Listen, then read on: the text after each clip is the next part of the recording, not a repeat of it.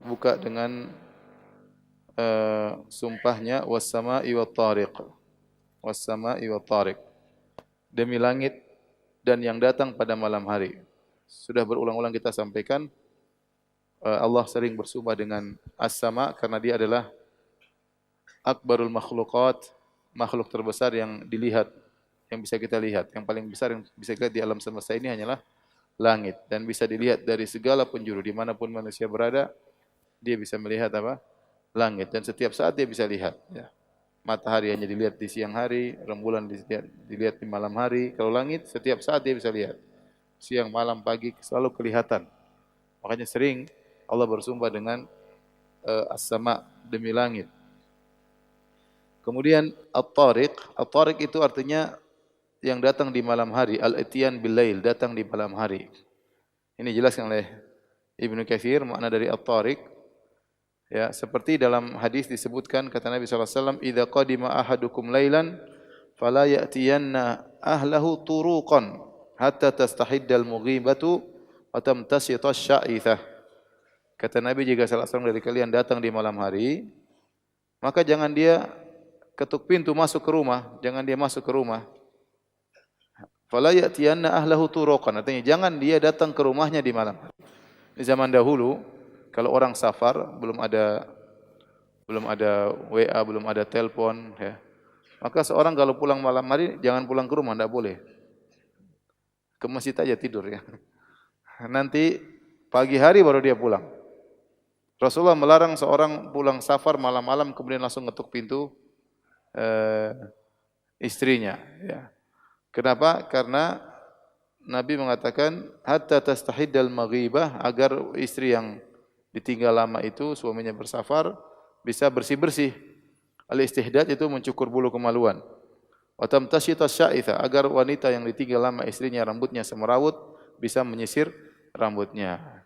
Ya, kalau datang tiba malam-malam istrinya belum siap-siap, ya nanti akan timbul hal-hal yang menimbulkan suudzon kepada istrinya. Maka Nabi melarang seorang pulang safar mengetuk pintu istrinya di malam hari. Makanya kata Nabi, fala ya'tiyanna ahlahu turuqan, yaitu jangan dia datangi di malam hari. Demikian juga dalam hadis yang lain Jabir bin Abdullah berkata, naha Rasulullah sallam an yatruqar rajulu ahlahu lailan. Nabi melarang seorang lelaki mendatangi istrinya kalau pulang safar di malam hari. Yatakhawwanuhum aw yaltamisu atharatihim, yaitu dia mencari tahu apakah istrinya berkhianat atau mencari-cari kesalahannya. Ini tidak boleh ya. Jadi Rasulullah SAW kata para ulama mencegah pintu-pintu timbulnya perpecahan di antara suami istri. Jangan dia pulang malam hari dan lihat kondisi istrinya tidak baik atau terjadi sesuatu, maka tidak boleh. Jangan dia menimbulkan suudzon kepada istrinya, maka hendaknya dia pulang di siang hari. Siang hari pagi-pagi istri sudah siap-siap, sudah mencukur apa harus dicukur, sudah merapikan rambutnya, ya maka dia pulang ketemu istrinya di siang hari. Apalagi mereka kalau pulang begitu masuk mungkin pintu kota Madinah sudah tersebar berita, sehingga istrinya tahu suaminya sudah datang, maka dia pun apa? Siap-siap. Namun kata para ulama, ini berlaku zaman dahulu. Kalau zaman sekarang, asal kita sudah kasih tahu istri kita, ya, maka tidak apa-apa, kasih tahu. Jangan kita bikin kejutan, ya. Kasih tahu biar istri kita apa? Siap-siap, ya. Ya. Jadi saya mau pulang diam-diam, biar istri saya enggak tahu. Jangan, ya. Maka kalau kita mau pulang, kasih tahu istri kita, sayang, Abi mau sampai 1 jam lagi, persiapan. Suruh siap-siap, jangan bikin kejutan. Biar istri dalam kondisi baik, dia siapkan tempat tidurnya, dia siapkan dirinya, dia siapkan makanan. Dia pulang dari safar, lihat istri semerawut, tempat tidur semerawut, bisa terjadi keburukan dalam keluarga. Nabi menutup celah-celah tersebut. Ya. Maka apa namanya? Kalau mau pulang maka kasih tahu istri agar istri bersiap-siap. Intinya yang kita bahas pada hadis ini adalah kata Nabi sallallahu alaihi wasallam, ya, atau kata Jabir, nah Rasulullah sallallahu an yatruqar rajul, seorang jangan dia datang istrinya di malam hari. Intinya tariq itu adalah datang di malam hari secara bahasa Arab, artinya datang di malam hari. Makanya dia mengatakan was-sama'i wat tariq, demi bintang dan demi yang datang di malam hari. Ini apa maksudnya? Wa ma adraka mat-tariq? Tahukah engkau apa itu yang datang di malam hari? Ternyata Allah menjelaskan maksudnya adalah bintang, an-najmu tsaqib. Jadi Allah bersumpah dengan bintang yang datang di malam hari yang cahayanya menembus ya. Cahaya kita lihat cahayanya menembus dari bumi, kita lihat cahaya bintang tersebut. Dan Allah Subhanahu wa taala bebas bersumpah dengan rembulan, dengan matahari, dengan langit, dengan bintang. Allah bersumpah was-sama'i wat-tariq, wa ma adraka mat-tariq. An-najmu tsaqib, buat apa? Untuk menekankan permasalahan, kata Allah, in kullu nafsin lamma 'alaiha hafiz. Tidak ada satu jiwa pun melainkan ada penjaganya, ada pencatat amalnya. Setiap kita pasti ada pencatat amalnya. Ya. Yang pencatat amal tersebut selalu menyertai kita, kemanapun kita berada, selalu menyertai kita. Mau safar, mau enggak safar, mau tidur enggak tidur, mau toilet keluar di toilet, selalu dia menyertai kita. Dia mencatat seluruh apa yang kita kerjakan, apa yang kita ucapkan, apa yang kita lihat dan semuanya. Para malaikat, lihat halaman 276. Para malaikat mencatat semuanya ya. Ucapan dicatat. Kata Nabi, wa innal abda la yatakallamu bil kalima min sakhatillah la yulqi laha balan yahwi biha fi jahannam. Sungguh seorang hamba mengucapkan satu kalimat yang mendatangkan kemurkaan Allah dan dia tidak peduli dengan kalimat tersebut, ternyata membuat dia masuk neraka jahanam. Jadi catatan ucapan dicatat dan bahaya. Ucapan bisa buat orang masuk dalam neraka kalau salah berucap. Kemudian malaikat juga mencatat tulisan, apa yang ditulis oleh seorang, ya, apa yang diketik oleh seorang, ya, di statusnya, komentarnya, semuanya dicatat oleh malaikat. Makanya seorang hati-hati kalau berkomentar, seorang hati-hati kalau menulis. Orang lebih hati-hati berbicara daripada menulis. Zaman sekarang kalau sudah komentar, dia asal komentar aja. Kalau dia bicara berhadapan langsung, dia takut, segan. Tapi kalau dalam komentar tidak peduli. Ya. Peduli, tiba-tiba dia jadi jagoan berkomentar. Ketemu langsung nggak bisa ngomong ya. Tapi kalau komentar hebat ya, semua dibantah. Mau ustadz, mau siapa dibantah sama dia. Ada orang seperti itu. Ya. Ingat semua komentarnya dicatat oleh Allah Subhanahu wa taala. Kemudian malaikat juga mencatat apa yang di hati. Yang terbetik di hati juga dicatat oleh malaikat. Kata Nabi SAW, Inna Allah katabal hasanat wa sayyiat. Allah mencatat kebaikan dan keburukan. Faman hama bihasanain falam ya'malha. Barang siapa yang berniat kebaikan namun dia tidak mengamalkannya, katabahallahu indahu hasanatan kamil. Allah catat sebagai satu kebaikan. Jadi kita punya niat baik. Tidak ada yang tahu hanya Allah. Tapi malaikat catat. Jadi berarti malaikat tahu isi hati kita. Kita mau punya niat baik, malaikat tahu. Kalau kita niat baik tersebut tidak kita kerjakan, dicatat satu kebaikan. Kalau niat baik tersebut kita kerjakan, maka dilipat gandakan sampai 700 kali lipat sampai berlipat-lipat. Ini dalil bahwasanya malaikat tahu niat seseorang. Allah beri kemampuan pada malaikat untuk membaca isi hati orang, untuk mengetahui dia niat baik atau niat buruk. Berarti yang dicatat oleh malaikat bukan cuma ucapan, bukan cuma penglihatan, bukan cuma pendengaran, bukan cuma tulisan, bukan cuma langkah kaki, bahkan gerakan-gerakan hati pun dicatat oleh malaikat. Bagaimana bisa? Sebagian ulama mengatakan kalau dia punya niat baik, ada aroma tertentu dicium oleh malaikat dari hatinya. Kalau dia punya niat buruk, ada aroma tertentu dicium oleh malaikat. Allah alam, ini perkataan sebagian salaf. Yang jelas Allah memberikan malaikat punya kemampuan untuk melihat isi hati apa? Manusia, untuk dia catat apa yang bergulir di hatinya dari kebaikan maupun keburukan. Setelah itu kata Allah Subhanahu wa taala, "Falyanzuril insanu mimma khuliq."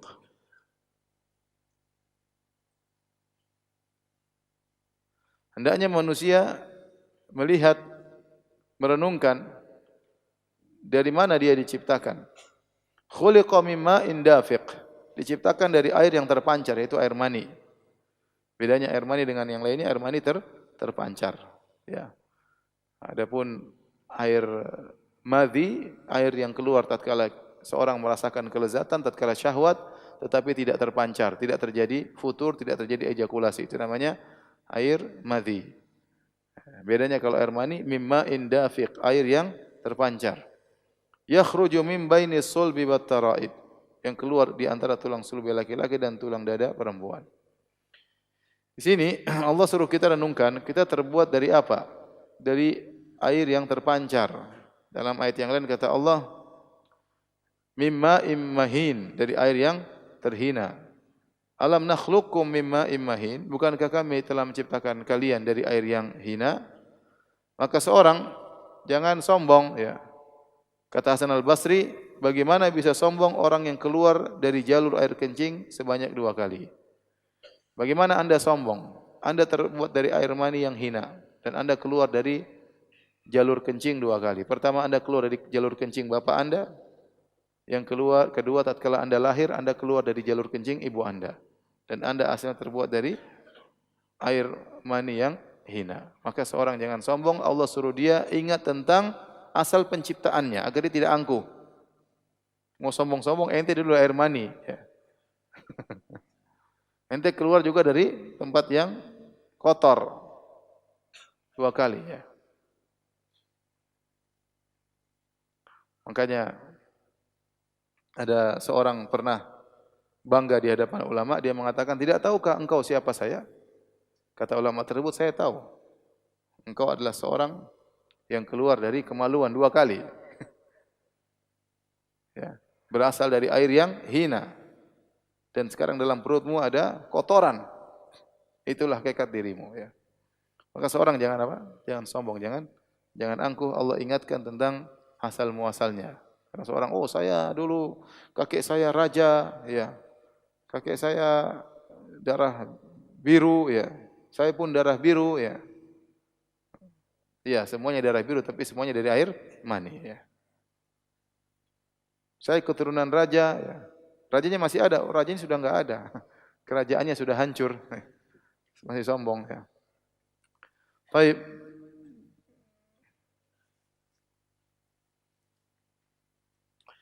Kemudian kata Allah Subhanahu wa taala, "Innahu ala raj'ihi laqadir." Sungguhnya Allah benar-benar mampu untuk mengembalikannya. Di sini ada beberapa pendapat. Apa maksudnya Allah benar-benar mampu mengembalikannya? Mengembalikan apa? Lihat halaman 282. Ada yang mengatakan Allah mampu, jadi Allah baru berbicara tentang air mani.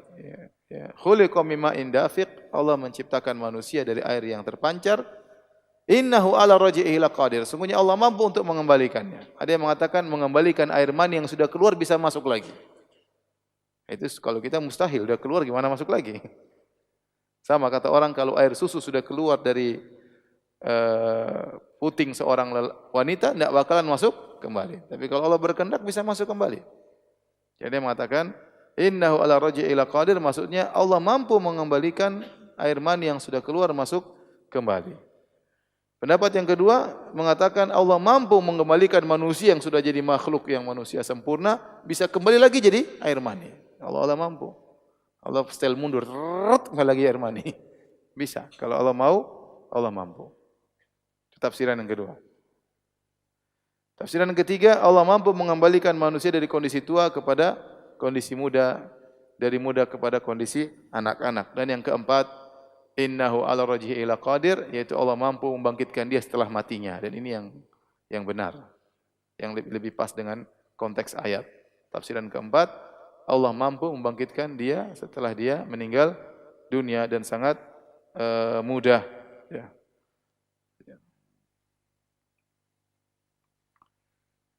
Seakan-akan Allah mengatakan manusia terciptakan dari air mani saja bisa.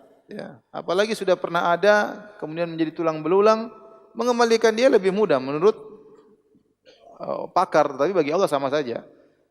Dalam istilah Allah tidak ada perkataan lebih mudah, semuanya mudah. Perhatikan, ini perkataan lebih mudah itu kalau kita menurut kita makhluk.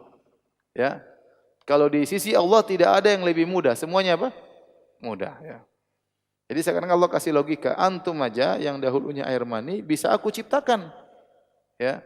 Bisa aku ciptakan jadi manusia yang sempurna dengan tulang belulang dan segalanya. Ya. Kemudian kalau kamu sudah mati, mau dibangkit kembali lebih mudah tentunya, harusnya lebih mudah menurut pandangan kita yang makhluk. Tapi bagi Allah semuanya mudah. Kata Allah, yauma tubalas sarair. Pada hari ditampakkan segala rahasia. yaitu hari kiamat kelak. Semua rahasia akan terbongkar. Semua yang tertutup akan terbuka. Ya. Semua yang tersimpan di hati akan diperlihatkan oleh Allah Subhanahu wa Ta'ala. Ya. Jadi Allah ingatkan betapa banyak perkara yang kita rahasiakan, semuanya akan terbongkar pada hari tersebut.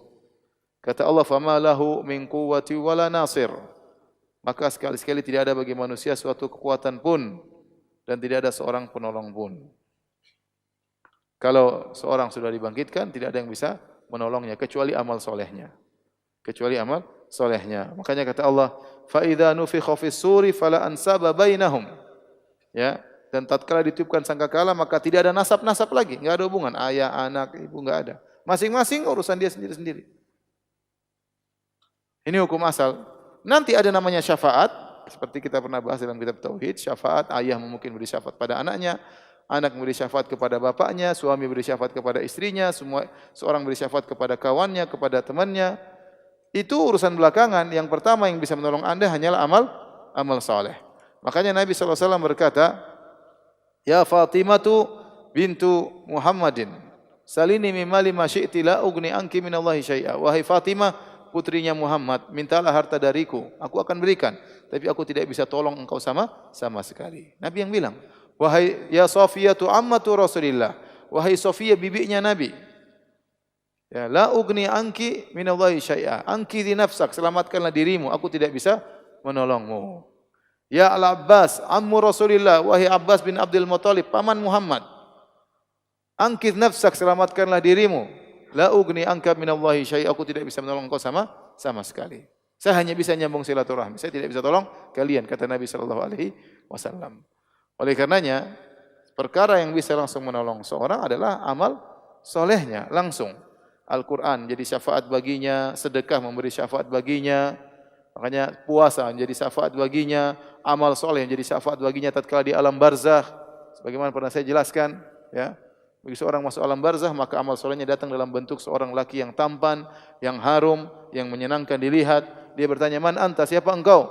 Orang ini berkata, "Ana amalaku saleh." Aku adalah amal solehmu selama di dunia. Ya. Nanti tatkala di padang mahsyar kata Nabi sallallahu alaihi wasallam, ya, "Inna rajula tahta dhilli sadaqati yaumal qiyamah. Kullu mri'in tahta dhilli sadaqati yaumal qiyamah." Bahwasanya seorang akan di bawah naungan sedekahnya pada hari kiamat kelak di padang mahsyar. Semakin banyak sedekahnya, semakin dia dinaungi oleh sedekah tersebut. Langsung karena amal soleh itu amal dia, bukan amal orang. Oleh karenanya Islam tidak pernah mengajarkan Anda bersandar kepada orang. Islam menyuruh Anda untuk beramal soleh. Untuk Anda beramal soleh. Ya. Anda pun mau amal yang banyak, amal jariah, ya amal Anda sendiri. Mau punya anak yang soleh, Anda yang ngajarin anak tersebut supaya dia soleh, supaya bermanfaat bagi Anda.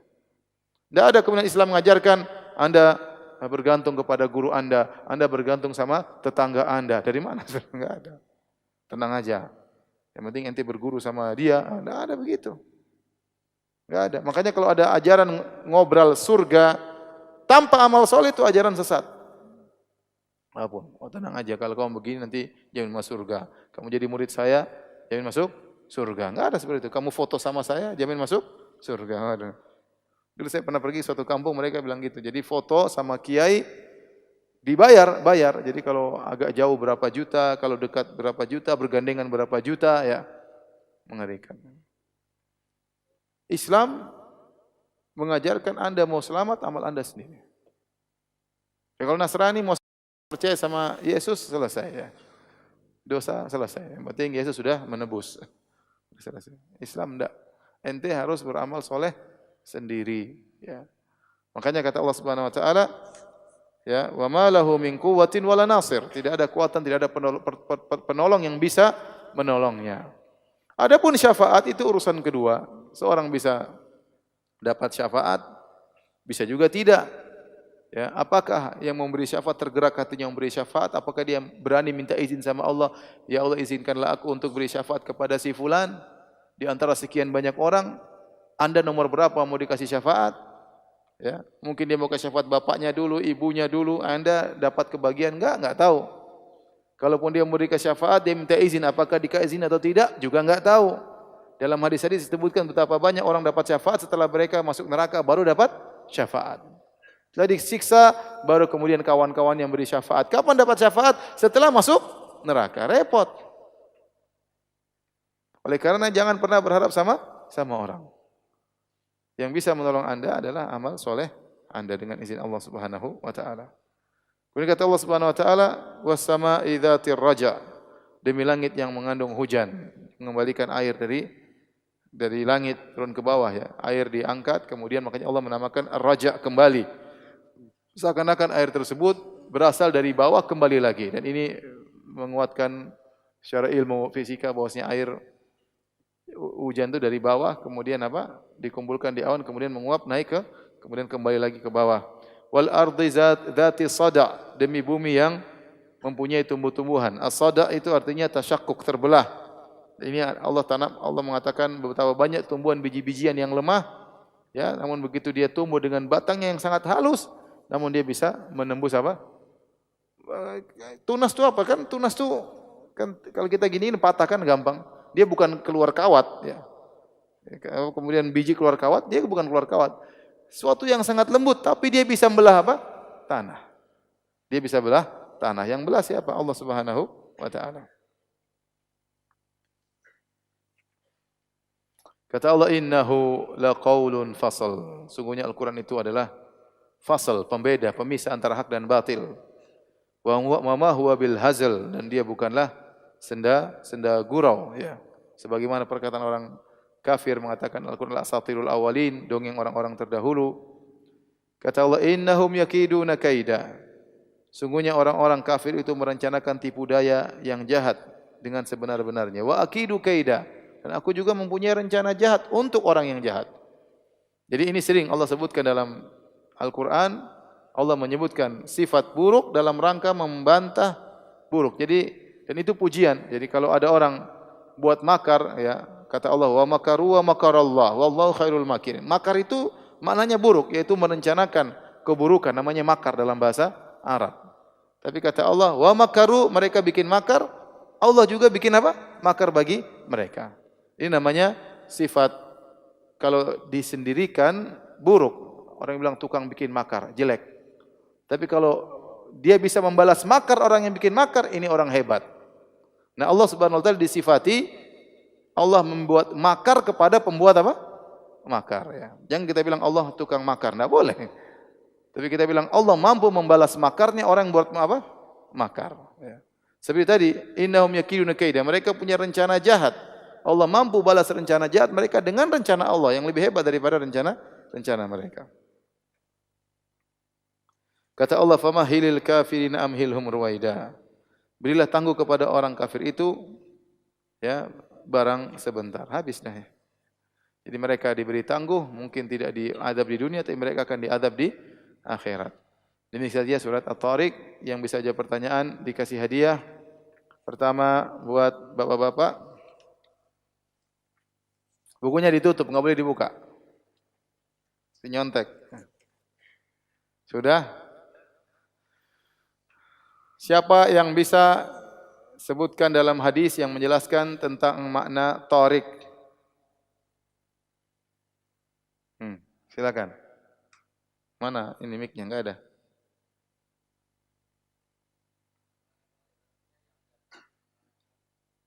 Tariq artinya sudah ada mic sebentar.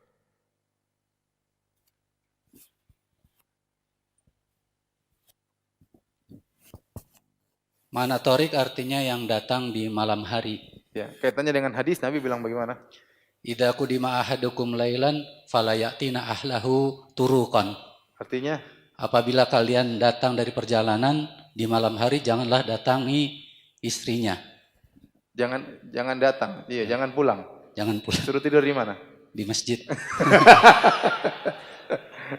Kenapa dilarang? Karena dikhawatirkan ada keburukan atau berburuk sangka kepada istrinya. Ya, jadi karena ada asbabul wurudnya dari hadis ini. Ini mengajarkan kepada kita jangan suka buruk sangka sama istri. Istri juga jangan suka buruk sangka sama suami. Karena sebenarnya orang gitu, istrinya pegang HP, kamu bicara sama siapa itu? Buruk sangka sama istrinya. Keluar sedikit, kamu dari mana? Selalu begitu buruk sangka. Sama, suami juga diburuk sangkai. Dari mana Mas, kok pulang telat? Nanti kalau pulang cepat, kenapa pulang cepat? Emang ada apa kok pulang cepat? Baik, silakan ini, ambil hadiahnya.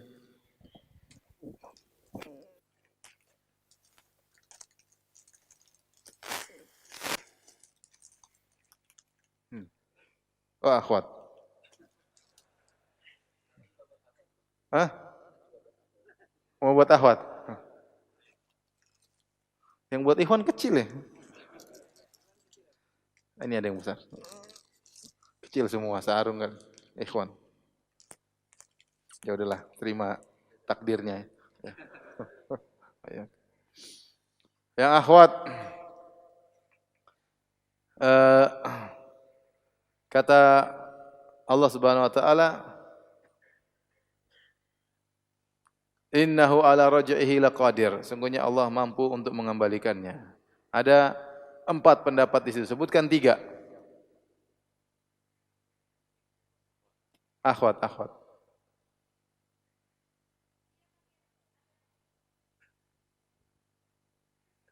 Hah?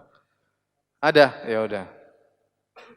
Yang pertama, dia bisa mengembalikan seseorang itu, air maninya itu dikembalikan kembali. Yang sudah membancar, air maninya dikembalikan kembali. Yang kedua? Yang kedua, Allah bisa mengembalikan manusia itu seperti semula. Maksudnya dia diciptakan setelah dia meninggal, mati, nanti dia bisa diciptakan lagi seperti semula. Yang ketiga? Yang ketiga, dia apa yang maksudnya? Ya sudah cukup, enggak apa. 2 sudah cukup. Ini hadiahnya. Apa, Ustaz? Sudah hadiah. Jazakallahu khairan. Ya, so. Sekarang buat ikhwan.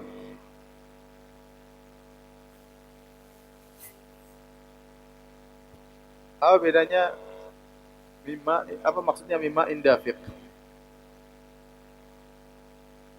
Bukan, gampang itu.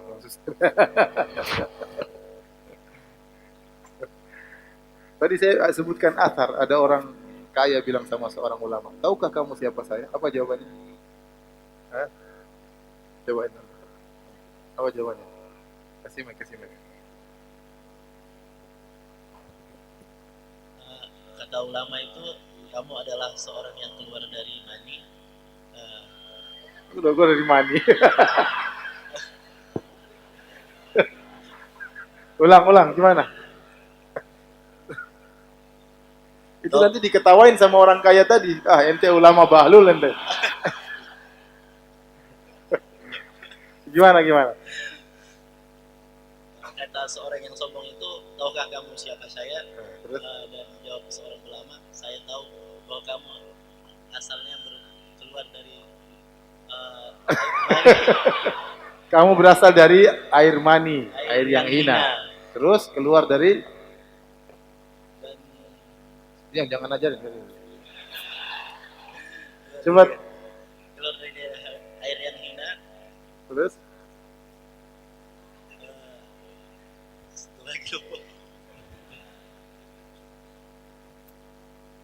tambah sombong itu orang.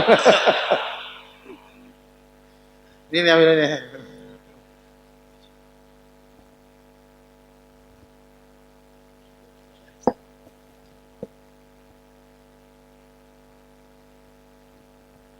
Ibu-ibu, apa maksudnya wal ardi dzati sada? Wal ardi dzati sada, demi bumi yang memiliki belahan. Ibu,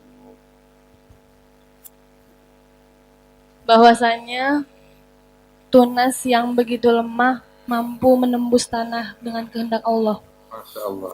Jazakallah khair, ini hadiahnya ya.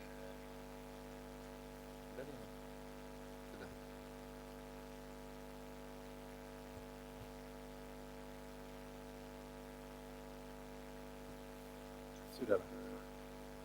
Nanti lagi ya. Ada yang bertanya? Silakan. Assalamualaikum Ustaz. Waalaikumsalam.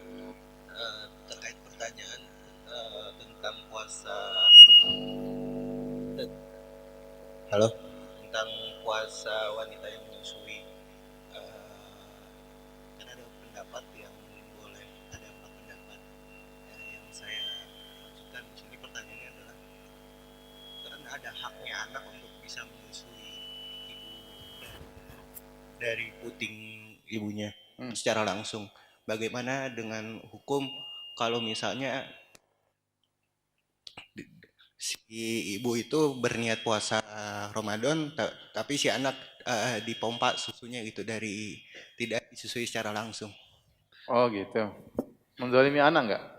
Anak kalau begitu dia dokter, menurut dokter sehat enggak? Air susu yang udah dikeluarin dulu diberikan kepada anak sedikit-sedikit, dengan anak minum langsung dari susu ibunya, mana yang lebih baik? Yang lebih baik sih langsung dari ibunya sih Ustaz. Ya sudah, gitu aja lah. Nanti kalau dia tahu-tahu kurus, goblok, gimana? Udah besar. Kasihan. Enggak tahu. Kita enggak tahu ya. Mending janganlah. Karena air kalau udah keluar di susu mungkin keluar enggak segar lagi ya. Jadi kalau makan makanan aja enggak segar sudah kurang enak. Gizinya mungkin sudah berkurang ya. Ibunya sudah suruh bayar fidyah gampang, ngapain susah-susah puasa? Kalau enggak bisa bayar fidyah. Iya. Maunya gimana? Kalau misalnya kan ada pendapat yang mengharuskan juga dikodok. Iya, kalau mampu silakan qadha, kalau enggak mampu bayar fidyah. Cukup fidyah aja tanpa harus qadha, Pak. Enggak usah harus qadha. Kalau dia mampu dia qadha lebih bagus. Tapi kalau berat, terlalu banyak utangnya ya, dia bayar fidyah aja. Siapa lagi yang bertanya? Nih silakan apa? Zakat fitrah, kenapa? Kasih mic. Ada kejadian apa?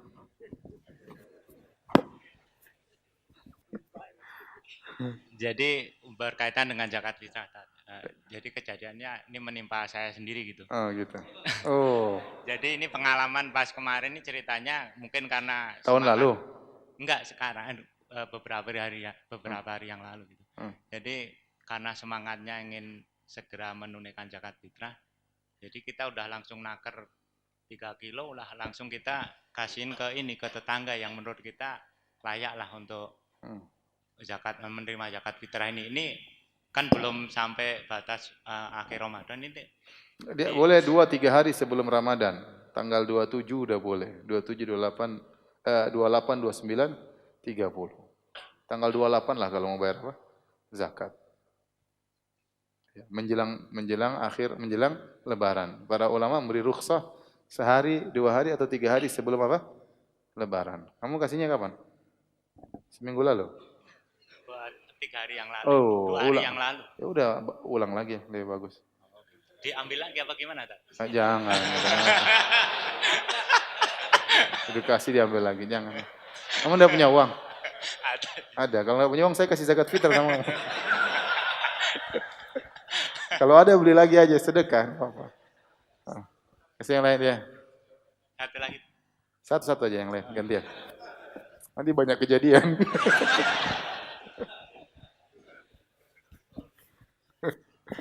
Assalamualaikum Ustaz. Waalaikumsalam. Saya ingin bertanya.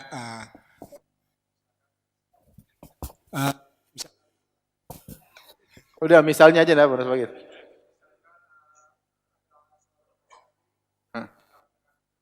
Terus orang asli ini punya utang sama bapak. Terus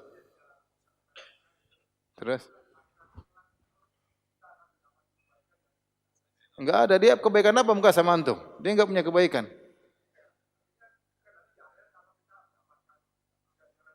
Enggak ada. Dia mau kasih sama antum? Dia masuk neraka. Jadi tagih aja. Enggak. Jadi kalau antum berbuat baik, antum namanya membantu orang, siapapun dibantu, mau kafir, mau muslim. Ulama sepakat bahwasanya kalau kita membantu non muslim kita dapat pahala. Makanya Allah mengatakan tentang ciri-ciri penghuni surga, kata Allah, wa yut'imuna at'ama ala hubbihi miskinan wa yatiman wa asira. Sungguhnya di antara ciri-ciri mereka, mereka memberikan makanan kepada anak yatim, kepada orang miskin dan kepada asir. Asir itu tawanan perang. Makanya para sahabat, mereka memberi makanan waktu perang Badar, mereka membantu kepada orang-orang kafir yang ditangkap kemudian dikasih makanan. Ya. Sampai sebagian kafir yang kemudian masuk Islam, mereka malu karena sahabat kalau bawa makanan, dia bawa korma sama gandum. Gandum jadi roti, lebih enak. Rotinya dikasihkan kepada tawanan yang dia makan korma.